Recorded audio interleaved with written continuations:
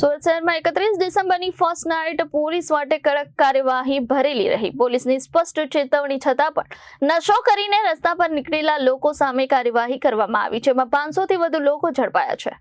31 ડિસેમ્બરની ઉજવણી દરમિયાન સુરત પોલીસ દ્વારા દેશભરમાં ચેકિંગ હાથ ધરવામાં આવ્યું હતું. નશો કરીને વાહન ચલાવતા અને જાહેર સ્થળે હંગામો કરતા 500 થી વધુ લોકોને પોલીસે ઝડપી લીધા હતા.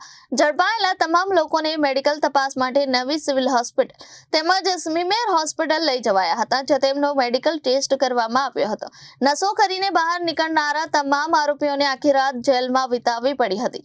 પોલીસ અગાઉથી જ કડક ચેતવણી આપી હતી, તેમ છતાં અનેક લોકોએ નિયમોનું ઉલ્લંઘન કર્યું હતું.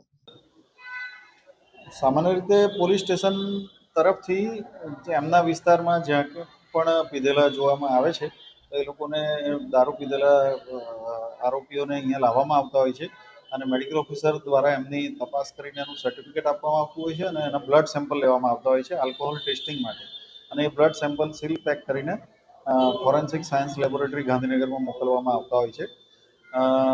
સામાન્ય રીતે 31 ડિસેમ્બર દિવસે ખૂબ વધારે પ્રમાણમાં આવી રીતે જોવા મળતા પ્રોહિબિશનના કેસો જોવા મળતા હોય છે અને પોલીસ તરફથી બી એની સઘન ચકાસણી કરવામાં આવતી હોય છે.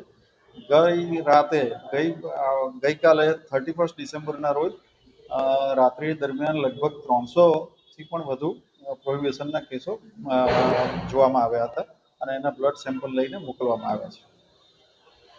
Reporter Arvind Rathod, Janadesh news, Surat.